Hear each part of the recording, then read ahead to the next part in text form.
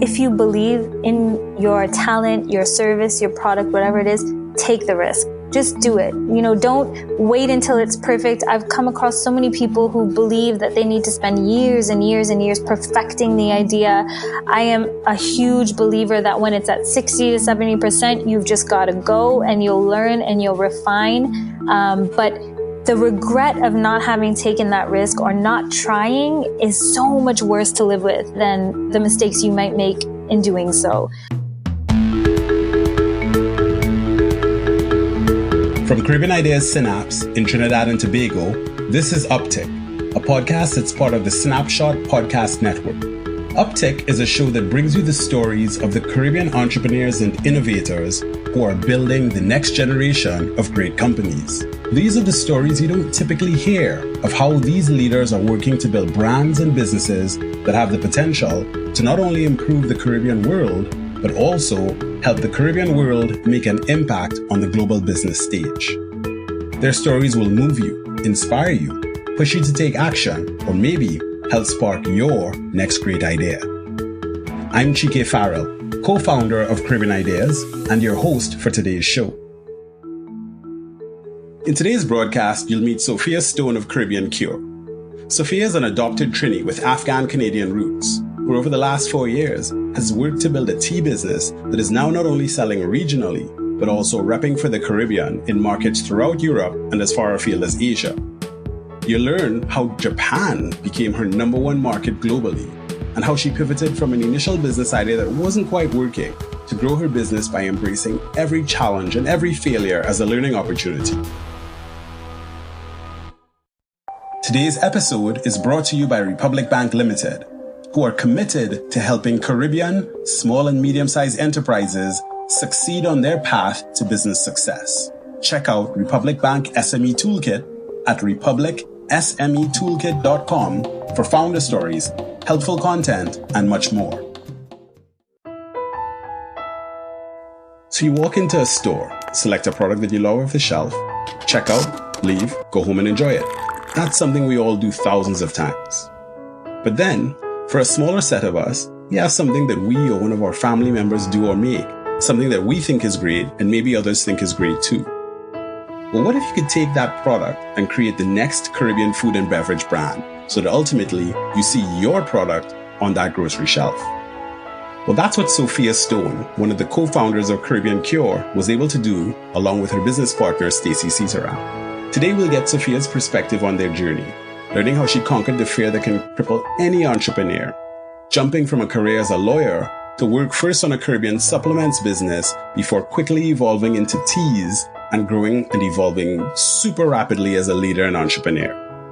You'll learn how she's navigated the complex world of building an export-driven business and some of the resources that are available to Caribbean entrepreneurs that she's used to be able to take her brand globally while keeping her team lean and mean. Finally, we'll explore some of the approaches, the inspirations, and the decisions that have gone into building a product that could stay differentiated, be memorable, and most importantly, marketable on a global stage.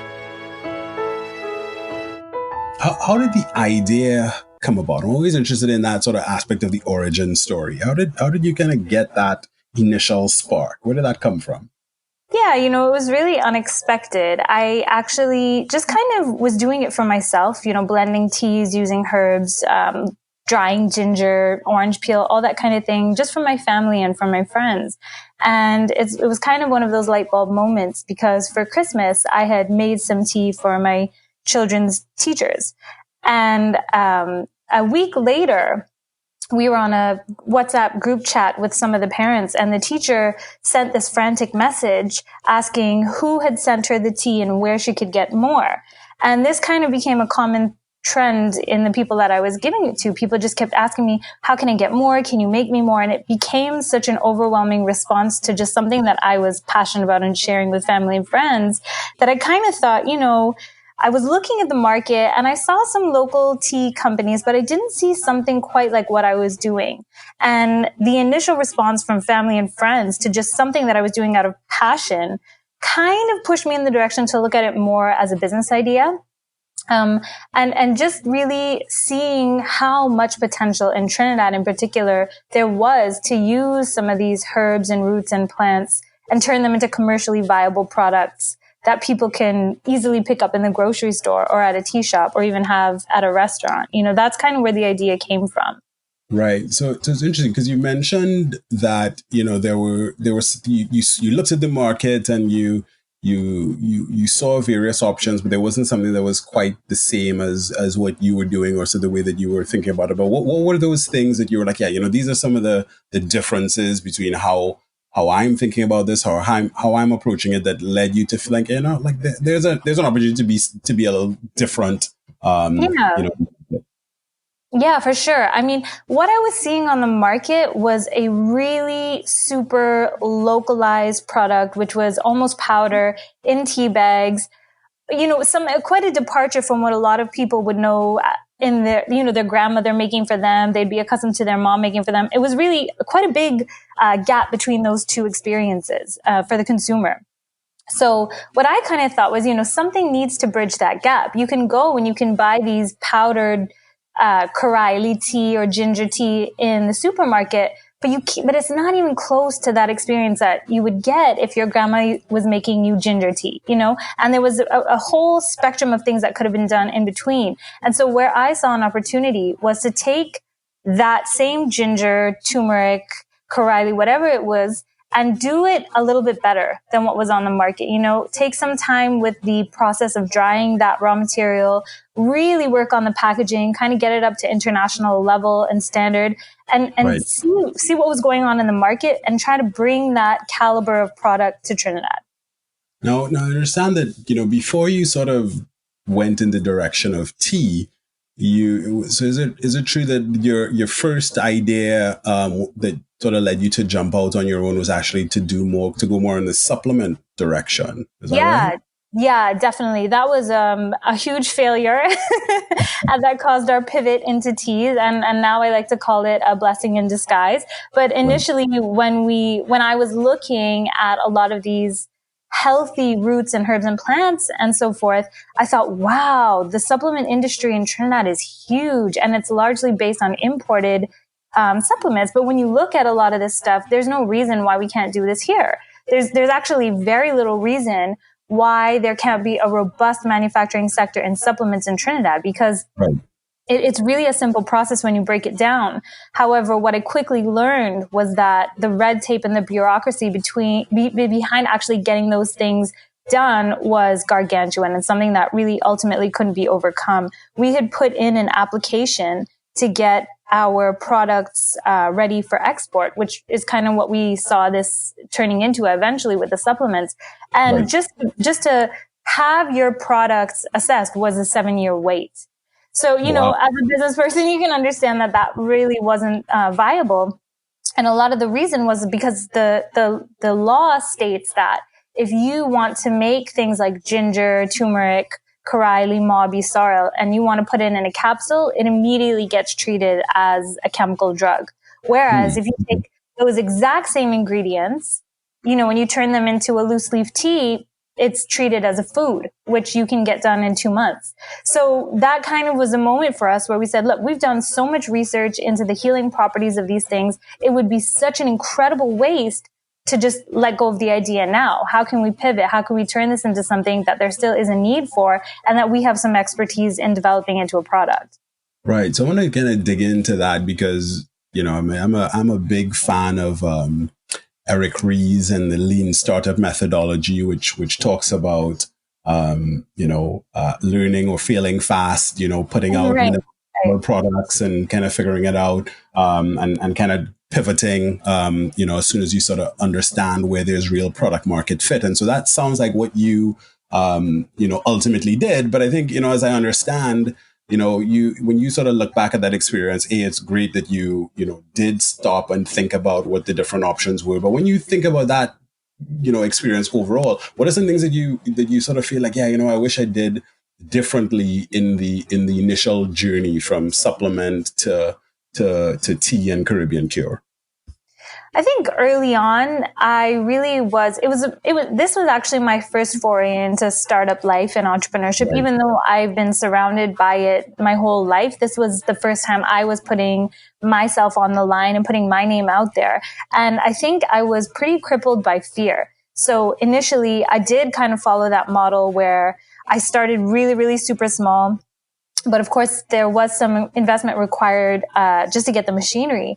And so I was really afraid to do more than one thing at any given time. So when I started with the supplements, I started on a small scale. I started just with one idea with the supplements, take these roots and herbs and so on. But if I look back on it, even though it was a great learning point for me, I wish that I was brave enough to kind of go ahead and start the tea at the same time, because I had the idea for the tea early on as well. But I just thought, okay, the supplement, after doing some research, there definitely was demand. Everything seemed to line up properly. Let's just go ahead with that. I wish that I had been brave enough to say, yeah, let's also do the tea at the same time, because the traction that the teas had gotten so quickly, if I had started 4 years ago with the teas at the same time, I think it could have been, I could have learned the lessons much quicker then, Right. Right. Yeah. It's interesting you say that, because I think for me, kind of coming at it from Caribbean ideas, one of the things that my business partner and I always look back at, and it was like, well, we had the idea and we started doing one thing, and then we would say that we've pivoted 4 times, but it took us maybe about 4 years to really jump into the business full time. You were working at Guardian, I was working at Microsoft, and you kind of have that, is it now? Should you do it? Should you not? And you kind of look back afterwards and you're like, wow, what would have happened if we had done it a year earlier or 2 years earlier, or maybe a moved out to fine. Let's talk a little bit about making that leap, because I think it's a thing that a lot of people have, either dreams or ambitions. Some people have their side hustle and they want it to be their full hustle, but they are sort of paralyzed sometimes by making that leap. So you made it. What were some of the things that you were thinking about? What were some of the things that helped you get over the line and say, you know what, I'm going to do this. I'm going to cut this cord and jump in. I think you're right. Definitely the fear can be paralyzing. I think for me, something I've always held true to myself in this journey has been the only thing you need to be afraid of as an entrepreneur is being lazy. And I genuinely believe that. I think once you're willing to commit to an idea and execute it and see it through and not give up, like that's really the main thing, is not giving up, because there will be failures. I mean, you can rely on that.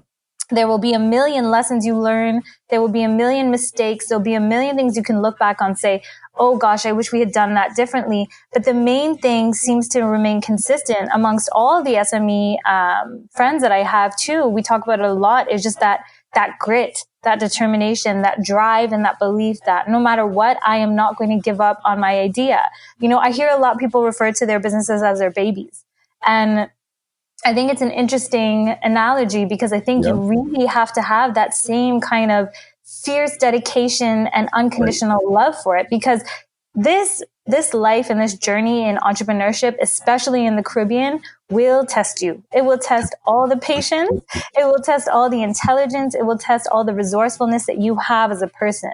But as long as you can persevere and kind of jump through all the hurdles, I have seen time and time again, every kind of idea, from pepper sauce to creative design to tea to anything that you can think of. I have seen the people who make it in Trinidad and Tobago are those who just did not give up and pivoted when they needed to and just kept going and were brave enough to say, I believe so much in my idea. I believe so much in what I'm doing that I'm willing to publicly put myself out there.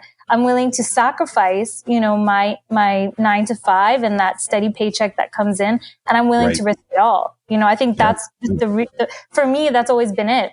In the Caribbean, we look a lot at, businesses and entrepreneurs around the world, and we admire the, North American, Canadian, American culture where they get it they jump in, they try, they fail, they start again. It gets more entrepreneurial, I would say, with every generation. But certainly sort of like my parents' generation would have been more risk averse, go get a great job than my generation. That's still, more or less the case, but more entrepreneurs. And then, I think the younger, folks out there now are, they've seen many years of entrepreneurs. They're just like going out and jumping in. But talk a little bit about,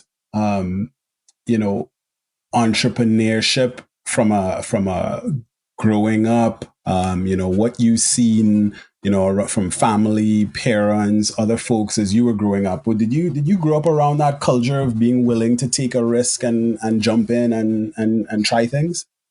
Yeah, I have a really interesting personal history with entrepreneurship because I had parents who escaped war in Afghanistan, moved to Canada with nothing more than $200 left to their name and really struggling early on.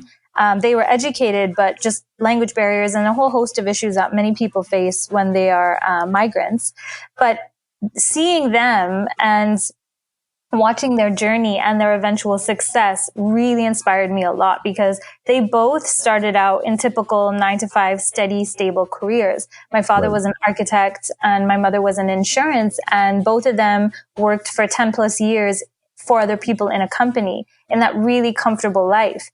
And in that decade, watching them, they had the paychecks, but they just weren't progressing and they weren't able to jump to where they hoped to jump at the same speed that they were when they began starting to do more entrepreneurial things. So after they both kind of quit their job, they started to take that leap of faith. They started their own business, and seeing the growth and seeing the rewarding feeling of working for yourself and just seeing their experiences in shifting from that stable 9-to-5 corporate life to the entrepreneurial life where they just grew and progressed so much faster and just did so much for themselves, and they were happier and they were more adventurous and they were gaining more meaning from their day-to-day activities, seeing that, I think that impacted me hugely. And now my brother, my uncles, everyone in our family is entrepreneurial, and a lot of them started out in more corporate jobs. So seeing everybody around me and learning from their experiences in terms of just the benefits of if you're a hardworking person. And I mean, both of them were very hardworking people, but the payoff when you're dedicated and a hardworking person and you're creative and intelligent, in my opinion, and definitely I'm biased because I am an entrepreneur, is far greater when you take those chances and you're passionate and you start your own business. Yeah, no, absolutely. And I think one of the things that's really, it's sort of unique about the entrepreneurial journey, and you said it, it's like entrepreneurship is, it's exciting and it's challenging and it's risky, but it can be super rewarding, but it's also a little bit of a slog, right? You sometimes, long days, long nights, you're worried about things, you're hopeful about things, and you're kind of balancing. What are some of the ways that you manage the stresses of being an entrepreneur? I mean, it's been a steep learning curve. I think, you can listen to so much great advice from seasoned entrepreneurs, and they'll always tell you, just take it as it comes, just keep going, keep that grit up and just keep dedicating yourself to your craft. But one of the things that I've had to learn the hard way is to let things go.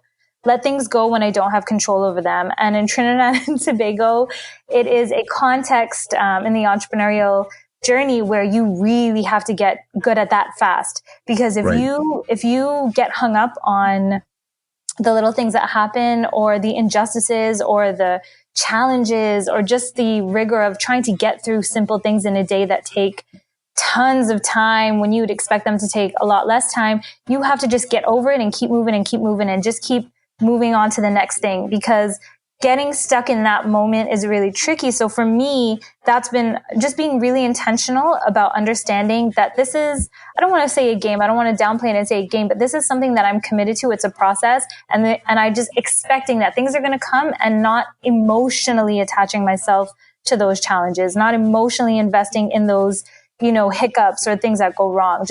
I guess for me is finding that balance is really separating the emotion from the journey. That's been the challenge, is just separating the emotion from it, not getting worked up, not feeling down on myself when things don't go right. Yeah, no, absolutely. And I think there are lots of different ways that people do that. I think one of the things that for me has been interesting, and it's probably a good way that we could switch tacks a little bit, is that, I've been in business for a long time with a good friend and a business partner, and I think one of the things that leads to is that it leads to a shared struggle, right? And of course, there are lots of things that are challenging about having business partners as well. I'm sure we'll talk about all the different aspects, but you were able to do that, and I think I understand that when you were kind of like considering, well, should I keep going? You've invested savings, you invested time and money, and people will say, yeah, maybe you should go back to 9 to 5. And then you had a friend who believed in the idea. So tell me a little bit more about the backstory there. That go back to that point in time when you were kind of let's talk a little bit more about that. Yeah, sure. And so it kind of pins back to my point of not giving up. I reached a point after the failure of the supplements when we were looking at having to close up shop. And I thought to myself, you know what? No, I'm going to keep going. I really believed in the pivot with the teas. And I had been sharing my trials and tribulations with, at the time, my next door neighbor, Stacy.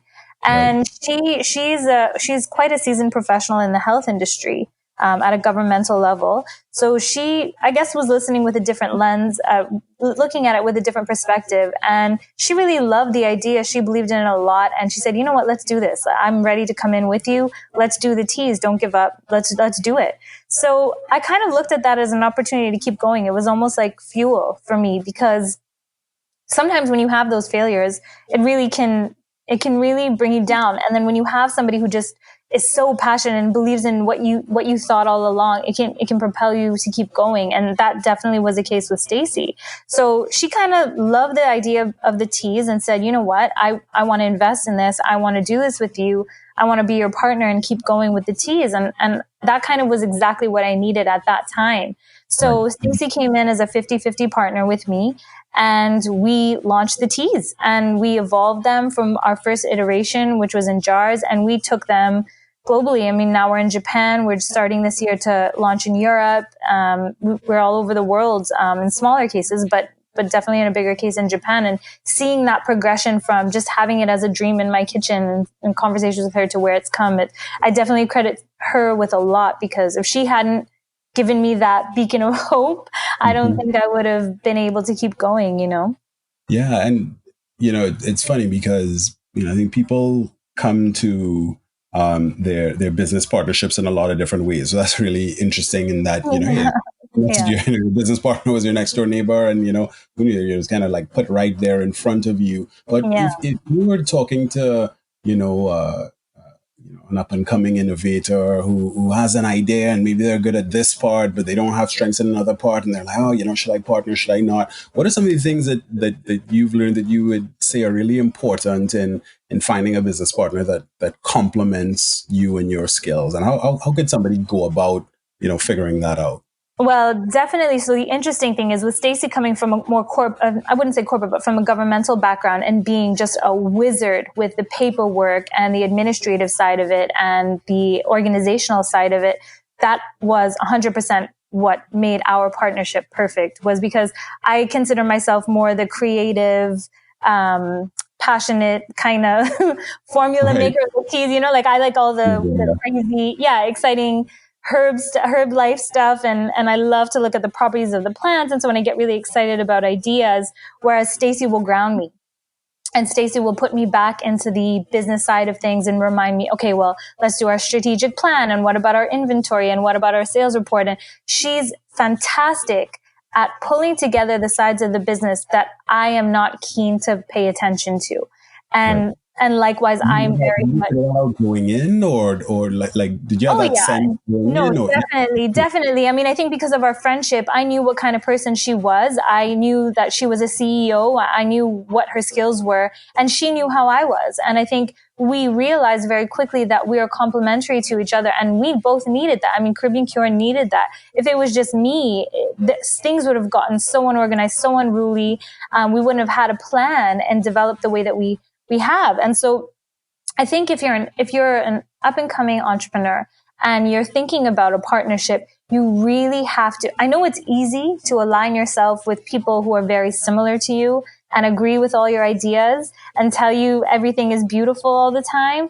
But looking for somebody who has those kind of, the skills that don't come as easily to you, somebody who will challenge you, somebody who will force you to think a little bit differently than your natural way of thinking, this can only make you stronger as a unit. And I could definitely say that that's true for Stacey and I, because we think differently. We have different strengths. And when we come together, sometimes there are tense conversations and sometimes the meetings are a little bit stressful, but I can guarantee that because of that process, our decisions come out better in the end.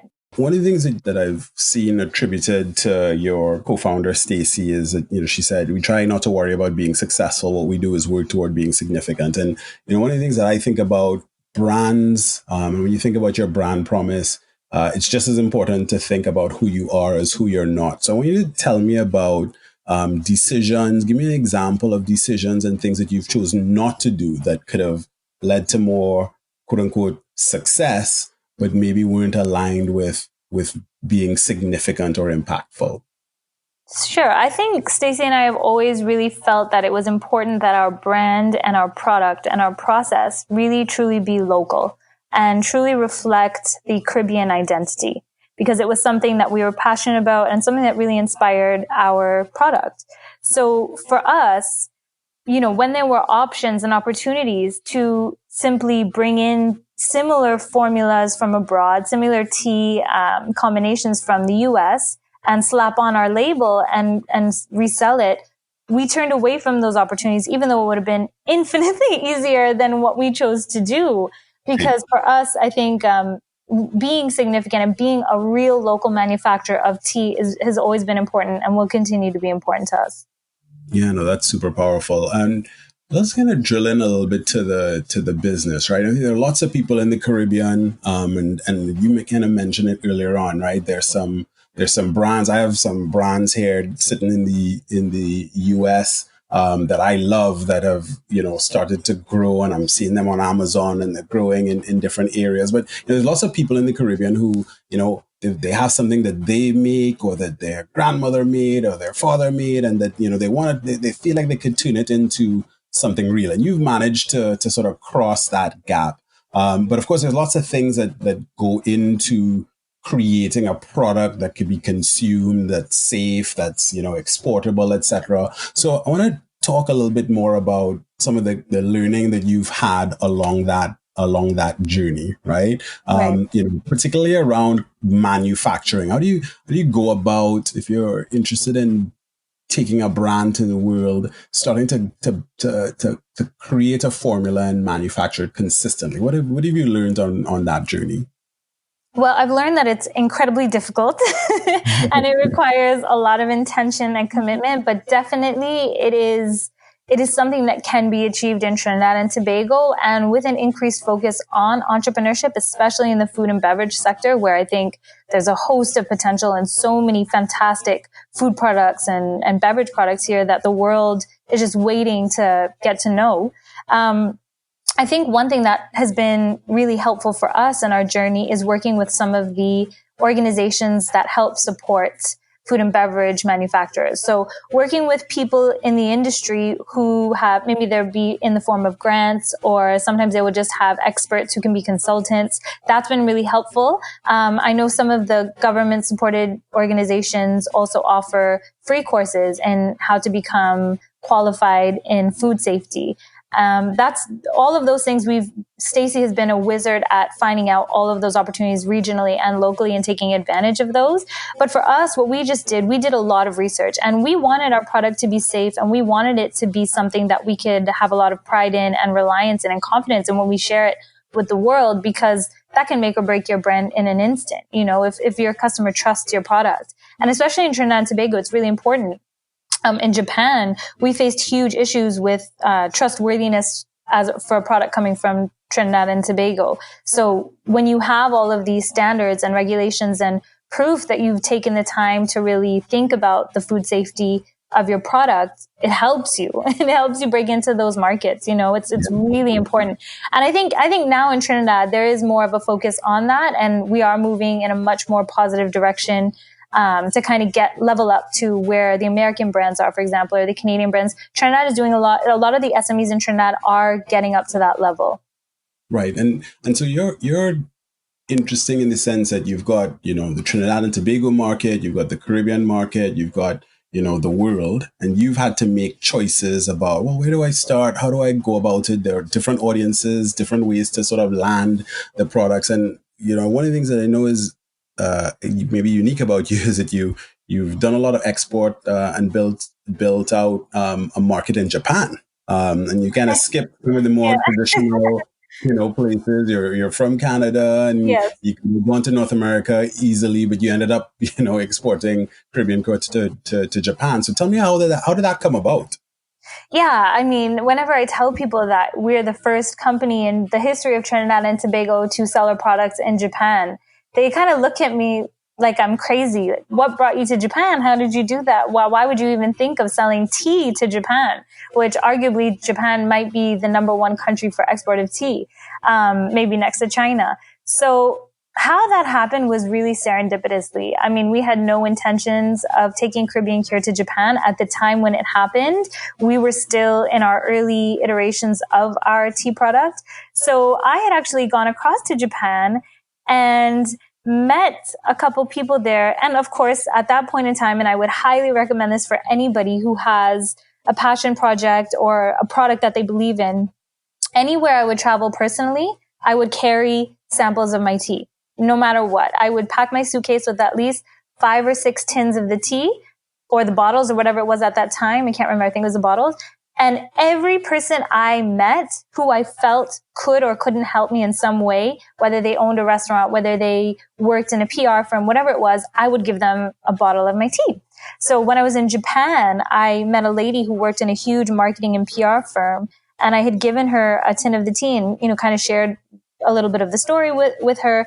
And she absolutely loved it. She was just completely fascinated by it. She really thought this could be something that would take off in Japan.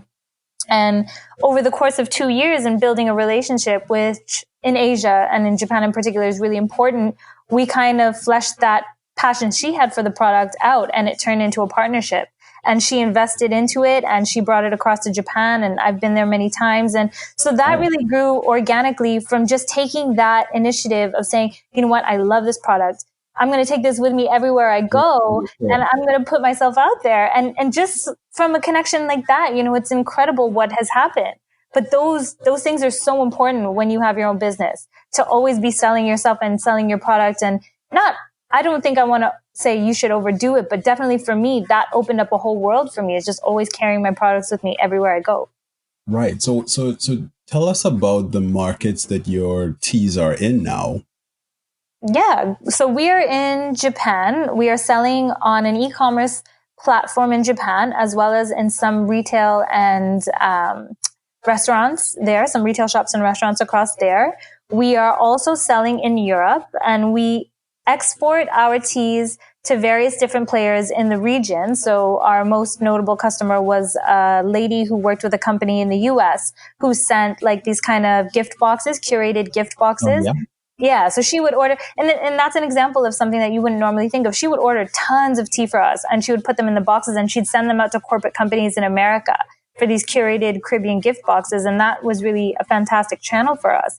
But yeah, so we currently export to the British Virgin Islands, to Barbados, Jamaica, the region, some in America and some in Canada, but not as much. Definitely Japan is our number one market, and this year we'll be looking to launch in Europe. Got you. So it's interesting because you mentioned earlier on, hey, take advantage of some of the agencies and, and opportunities that are out there to either, get food safety up or figure out how to move into different markets. And I know I've seen a few things around, Caribbean exports and some of the other agencies. So how have you been able to use or partner or collaborate with export agencies in Trinidad and the Caribbean to advance your goals? Stacey and we operate a very, very lean company. So we rely a lot on the services that already exist. So the Caribbean Export Development Agency has been absolutely fantastic in helping us connect internationally with different players. I would say locally, Export TT, the Chamber of Commerce, those kind of organizations have been phenomenal just as a resource in terms of learning about the laws, the processes, how to get certified and that kind of thing. They've been really helpful as well. So I think depending on what your product is, you have to first do the research. I mean, Stacey and I did tons of research into finding out what was already out there. And then once we did, we just contacted them, shared our product with them, went in there. You know, I think sometimes it's easy to say, oh, there's nothing available, but there actually is a lot in the region if you take the time to introduce yourself, to do the research and to find out what you can benefit from. When we come back, Sophia is going to talk with us a little bit more about how she approaches marketing and brand building and some of the decisions that they've made to keep the brand differentiated and memorable. Now, for many of you entrepreneurs out there, you might have started thinking about owning your own space or owning your own building. For some of you, it's a way to reduce operating costs. For others, it's a way to build up assets and create something that you can hand down to future generations. Whatever the reason, if you're thinking about investing in your own property, check out Republic Bank and learn how you can qualify for a commercial mortgage today. You're remiss as a co-owner of a integrated marketing company or ad agency if we didn't spend a bunch of time talking about branding and marketing. Yeah. Some super interesting things. I want to talk first about your shift from jars to tins, and you have some really cool, unique packaging. And you mentioned earlier on you're taking the time to make it something you'd be proud of. So talk us through that process. How did you get to that shift and to that unique look? Yeah, the devils are in the detail. That packaging is such a key component to our success. I think it literally took us from point A to where we are now, because without that packaging and without that real intention behind the brand, I'm not sure that we would have had the success that we have. We started with what we felt at the time was a really local theme, which was in the glass jars, which if you're in Trinidad and Tobago, I'm sure you've seen them before. Everybody who has a pepper sauce or any kind of product uses these same jars. We all get them from the same suppliers. And we started out with that because, it was just the easiest thing that we could get our hands on. And we thought, hey, we want our consumer to see the product. So we started with these jars. We got, I don't know how many thousands of jars, filled them up, sealed them up, and put them to the market. And they did all right. But it really was too much of what was already being done in the market. The branding, the aesthetic, everything about it didn't scream interesting or, premium, nothing like that. So we weren't really happy with it. We went through label changes. We went through a few changes, but we just weren't happy with it. And at that point in time, we were faced with a decision of investing a whole set of money in developing our own packaging or just trying to find another bottle or bag or whatever might be on the market. And we kind of strategically made the decision that it was worth it, that we wanted to create wow packaging, something that had that wow factor and something that would kind of take us to that next level. And it turned out to be a really incredibly useful gamble because we won an award at Cial Innovation, for Cial Innovation in Paris, which is a global food show. And they had like Pepsi, Coca-Cola, Nestle, huge companies in this competition.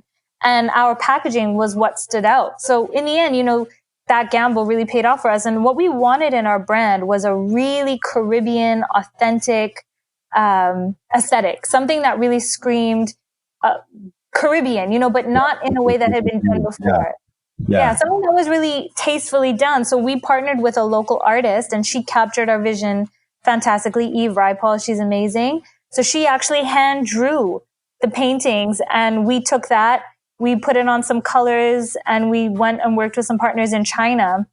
And we could have gone with the round cylinder that you normally see with tea, but we wanted to be different. So we got them, we had a little window put in the front so you could still see the tea. We had those square boxes custom designed and it was an investment, but in the end, we just felt so strongly that we wanted to stand out. When we were on that shelf, we want people to look at our tea and say, hey, what is that? That's different. But it's very Caribbean. You know, we wanted it to still be very Caribbean. Right. And it's interesting because, you're building a product for the world. And you want that instant reaction and that instant sort of like intrigue. What would have been some of the things that you found in sort of marketing the brand and representing the Caribbean globally? What are some of the things that people assume automatically that are helpful, but also the things that you found that people assume automatically that aren't? I think the thing that people assume automatically is that I don't know how to put this into words in an eloquent way, but basically they have an idea of the Caribbean. And I think what the challenge is in Trinidad is seeing that we can use that to our advantage. I think globally, people see the Caribbean in a much more positive manner, just in terms of a brand. Like the Caribbean has such an incredible brand as a region globally. And then when you're in Trinidad and when you're in the Caribbean, you can kind of have different ideas of what Caribbean means. But right. What we've done is we've said, look, this is a super Caribbean brand. Everything about us is Caribbean. We love the feel of the Caribbean. We use Caribbean indigenous ingredients. We use that aesthetic. We really sell the Caribbean. And the feedback globally has been incredibly positive. So we've found that people around the world really respond positively to this, and representing the Caribbean and being a very forward Caribbean brand has served us so incredibly well. So we don't shy away from that. But what I think the key has been to elevate that brand and say, look, we can do it at the same level as Americans or Europeans or Asians, but we can still use that Caribbean identity in that premium kind of packaging and branding, you know? Yeah, absolutely. And I want to talk about inspiration. What are some of the brands that you look up to and that you sort of aspire to, and why? I'm going to ask you a question in return, locally or globally? Both. Why don't we do an example local and an example global? Sure. I think locally, the brand that I just admire so much is Cocoa Bell, which is a chocolate company. And she has a beautifully Caribbean aesthetic in her packaging. And it's really, I think, a phenomenal example of a local company that's kind of elevated that Caribbean brand to another level. So I really have a lot of respect for her and what she's doing. Globally, I really admire this company called Rishi Tea. I don't know if use the word admire. I think maybe more inspired by is probably, inspired is a better word, because they really kept tea simple. They had beautiful packaging. And I remember 10 years ago, maybe not so long, maybe about 7 years ago, buying their tea in Whole Foods and looking at it and saying, oh, this is beautiful packaging. I wish I could do something like this. Like just really connecting with that packaging and that brand. And it was really simple, but really strong. And it was funny because last year they started following us on social media. And I just remember thinking, it's funny how in the Caribbean, sometimes we look at these global brands and we think we can't do this, but we have such an advantage here with the aesthetic of the Caribbean and the brand that it is globally, that it's incredible what we can do when we really think about how you can capitalize on that brand image of the region. No, absolutely. And I kind of come back to some decisions that you've made in terms of, we talked about packaging, but really, in your world, packaging and product go hand in hand. And you made the decision to kind of just put all your ingredients together loose in the tin. So how do you decide that was the right way to go? Because it's not the most common approach. No. What led you down that path? It's definitely not the most common approach. And I would say maybe we would gain some praise from you and your business partner, because it was a result of going lean early on and trying to minimize overhead costs. If you want to buy a tea bagging machine, it is an incredibly expensive piece of equipment. And then to bring it into Trinidad, even more so with freight and so on, because they're quite heavy as well. So we initially had no choice. We said, look, we don't want to invest millions and millions of dollars early on. what's a way that we can do it, that we can still present these teas? And we thought, hey, loose leaf is perfect. We can use moringa. We can use moringa leaves. We can use some ginger. We can use turmeric. We can blend them into the blends that we want. And we just tell people to use strainers. This worked really well with our brand kind of mission as well, because we are quite an eco-conscious company. And so teaching the market or the tea drinking market about the benefits of using a strainer rather than using tea bags also was part of it. But really it came about as something that we didn't really have a choice in because we couldn't afford to have tea bags. In the food and beverage business, you're always having to kind of balance. You have to market your brand on the trade to the folks who are going to, buy your product and distribute it, or the restaurants or the groceries, etc. And then you have to market to end customers as well. What are 2 or 3 things, let's say 3 things that, you really want people to associate with the Caribbean Cure brand? Premium, natural, and healthy. And why are those the 3 things that really matter? Why is it important to be, premium, natural, and healthy for you? And how is that differentiating relative to other competition? I think when we started with the teas, what really inspired us in terms of the ingredients that we use from Trinidad was that they just have such immense health benefits. And then taking that and really just sharing it with the customers, that's always been really important to us. So I think doing that in a way where it's still a really high quality experience for the end user, but also preserving and maintaining the integrity of the ingredients that we're using. That's kind of the core of what our product is and what's important to us in terms of being a meaningful product, creating a meaningful product for our consumers. And I think that differentiates us because a lot of the products on the market are either imported teas or people who do use local teas do it in the way that has been done for many, many years in the past. And it's not really a high quality or premium product. It's very much a low end product, cheaper cost. Yeah. And so for us, that's kind of our competitive advantage is we're taking the beauty of what's here, but we're turning it into a really quality experience for our customers. Yeah. And there are some things that, I know are really important to you that are beyond sort of like, the nuts and bolts of business. You do a lot of things to emphasize local manufacturing and ingredients, to emphasize wellness and to give back to the community. Can you talk a little bit about some of those causes that you support and are really passionate about that you use your business to advance? Yeah, we've always been really passionate about the farmers that we work with. So we're trying to do a lot of education programs and trying to facilitate working with a network of micro farmers or people who maybe don't necessarily see themselves as being able to supply big companies, but working with them to get them to that point. So that's kind of been our more recent focus, working with networks of micro farmers. But we're also really interested in pushing forward a more environmentally sustainable footprint for our company internally, but also helping people in Trinidad and Tobago learn about the importance of being environmentally conscious and doing things within our abilities as a manufacturing company to kind of offset our footprint or just kind of share with people the importance of using ingredients in a way that also promotes healthy lifestyles and wellness.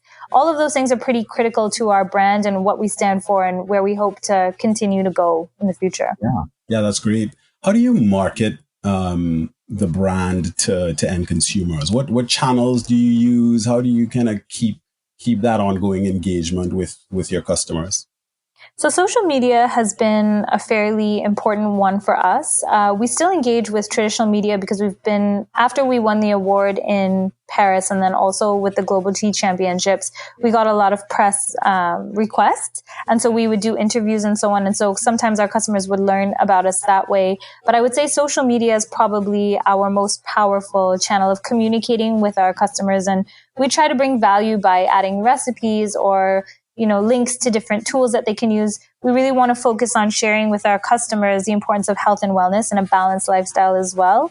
But we sell our products online in retail outlets, through different subscription boxes and pretty much every channel you could think of in restaurants. I think we've just finished a deal with the Hilton Hotel where we will be their tea of choice, which is great because that's going to be exposing our brand to foreigners who may be coming in and out, but they can interface with our product. So that's fantastic as well.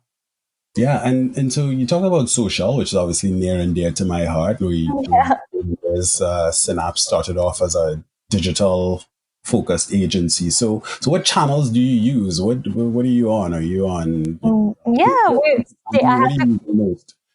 I have to credit Stacy with being quite good about keeping our Twitter account alive. We're on LinkedIn, we're on Instagram and Facebook as well. We haven't quite graduated to what's that one the yellow one? I can't remember what that one's called. I'm revealing my age now because I and TikTok, Snapchat, TikTok. We haven't graduated to that just yet, and a lot of people have been saying we should, but we're just on more the traditional ones, Facebook, Instagram. And I found that that's actually been an incredible tool, and I think for any entrepreneur in leveling the playing field, a long time ago, you needed so much money to be able to share your product or your content with the world. Now you can run, a $10 budget and go on social media and have an incredible impact. It's really quite an amazing tool for us. It has been to get our global reach has been social media for sure. Yeah. So, of course, we have to spend a little bit of time on family and work-life balance. And so, we talked a little bit about coming from, an entrepreneurial family growing up, but you also have, husband and brother-in-law who are entrepreneurial, have very successful, chain of restaurants and products and so on. And a couple of kids. So how do you keep it all balanced? How do you find ways to do it all? Yeah, I'm still working on it, as I'm sure most entrepreneurs are still trying to find the secret formula for that one. But recently I've tried to really integrate yoga and meditation into my days. And I found that's been incredible. I always kind of looked at that as something that maybe I wouldn't be able to connect with, but just carving out an hour of my day for yoga or meditation or just some quiet time with my thoughts and clearing my head has been very, very helpful. My husband, who is also a serial entrepreneur, he probably has just as crazy a life as I do, if not more. And we have kids as well. And I travel a lot with Caribbean Cure. So he's been incredibly supportive. But he also, being an entrepreneur, is very understanding of what it takes to kind of build your business. So that's been really helpful. Yeah, I think in some ways, when you're married to an entrepreneur and you are an entrepreneur, there are obviously a lot of challenges. But in many ways, it's fantastic. And it really is a gift because you can understand each other and you know exactly what each other is going through. You can support each other. You can it's like a built-in consultant, for free. Absolutely. Yeah, you can take advantage of that for sure. Yeah. When you look forward, let's talk a little bit about goals and ambitions, right? What do you hope for the business in, 3 years, 5 years? Where are you hoping to take Caribbean Cure?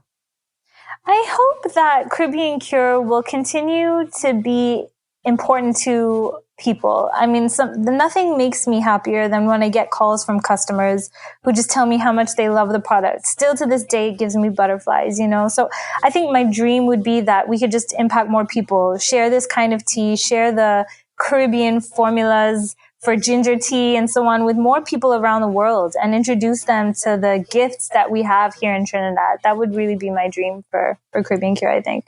So, Sophia, you have some interesting views on failure and learning and kind of growing from your experiences. I think I read a quote that said, do not fear mistakes. Regrets are far more difficult to deal with than mistakes.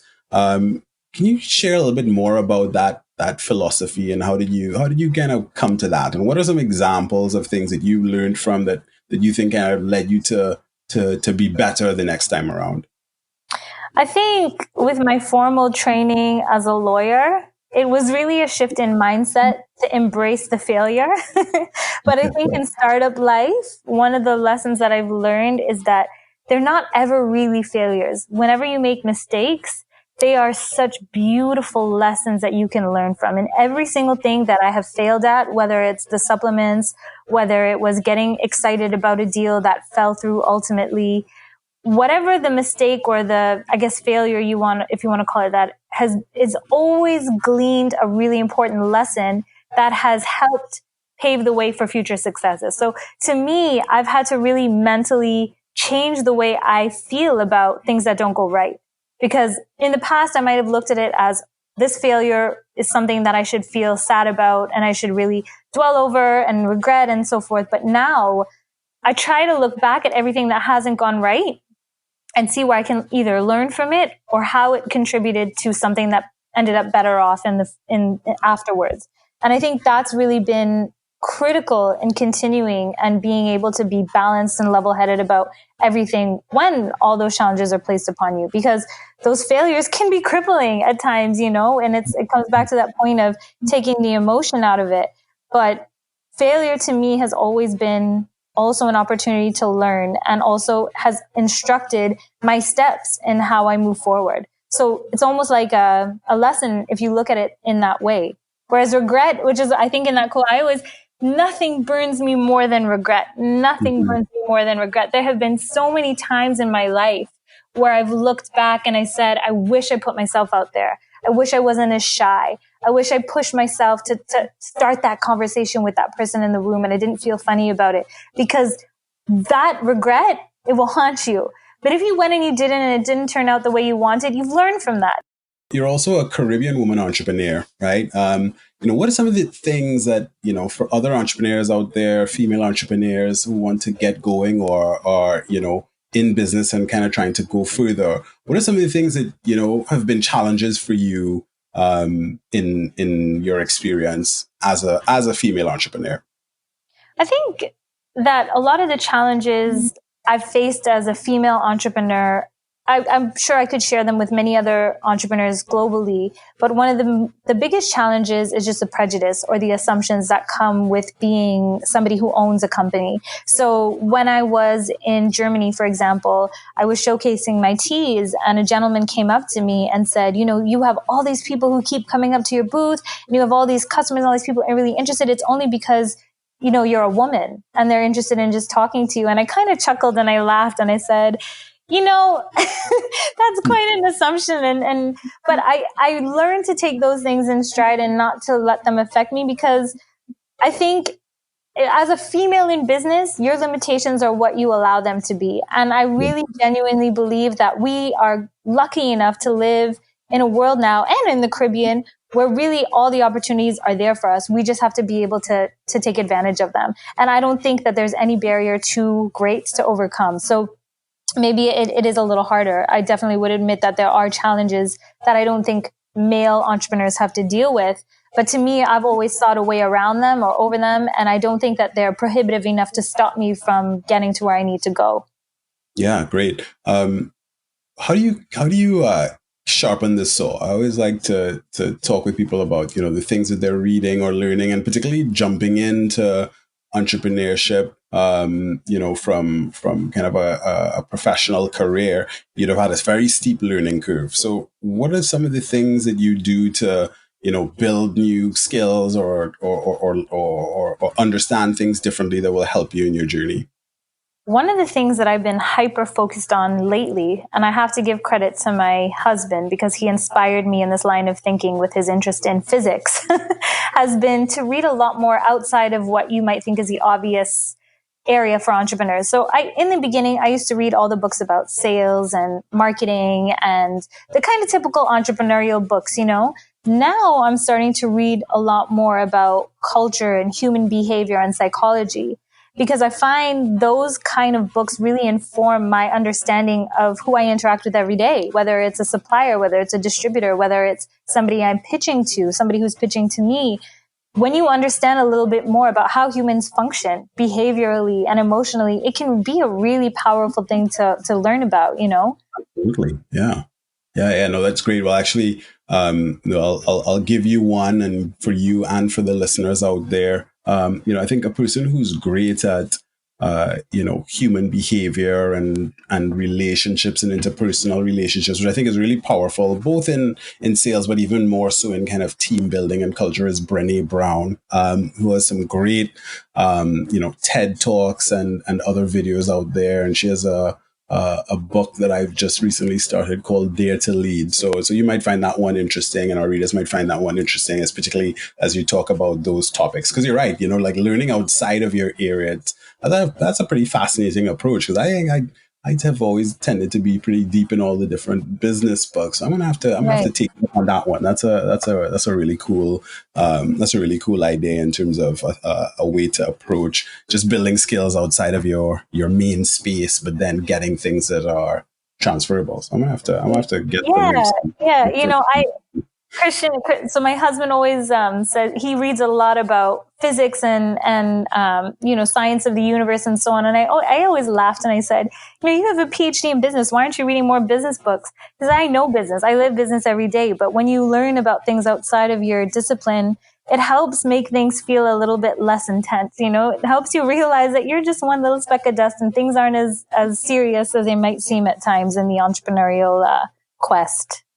So, Sophia, as we kind of start to wind down a little bit, I think it's, maybe I always get a little philosophical at the end of because there's just so many powerful things that have been said. For the folks out there who want to get started, but, something's stopping them. We talked about fear earlier on. We talked about resources. We talked about lots of different things that kind of stop people from making the leap. What would be a, message for them that you want them to really hear and take away based on your own journey? I think just that if you believe in your talent, your service, your product, whatever it is, take the risk. Just do it. Don't wait until it's perfect. I've come across so many people who believe that they need to spend years and years and years perfecting the idea. I am a huge believer that when it's at 60 to 70%, you've just got to go and you'll learn and you'll refine. But the regret of not having taken that risk or not trying is so much worse to live with than the mistakes you might make in doing so. I think if I look back on my journey over the last 4 years, they have been some of the most exciting, adventurous, meaningful, fun years of my life. And a lot of it has to do with Caribbean Cure. And it hasn't been easy. There have been numerous challenges. I've shed a couple tears in the shower, as I'm sure many entrepreneurs have. But it is so much fun. It's such an exciting thing to do. And, I still remember the day when I said to myself, my dream and the only thing I wish for is to see one Caribbean Cure product in the shelf of a pharmacy. We were in Pennywise. And when that happened, I remember just instantly thinking now I have a new dream. But those feelings and those moments of mini successes or, they're so incredibly amazing to experience. And you should take the chance because, what you might think is just an incredible recipe for a sauce or, a really great idea for a video game, but nothing more than that. They can be incredibly important to the world. If you look at some of the success stories, a lot of times they start out like that. Just people thinking, hey, I have this great idea. And then the world responding to it. So at least give the world a chance, put yourself out there, even if it's scary, even if it's daunting, just do it and see what happens. Well, that was Sophia Stone, one of the founders of Caribbean Cure, tea company that's working hard to represent the Caribbean all around the world, building one of the next authentic, memorable Caribbean food and beverage brands. If you'd like to know when the next episode is, please subscribe to our podcast via your favorite platform, and don't forget, share it with a friend.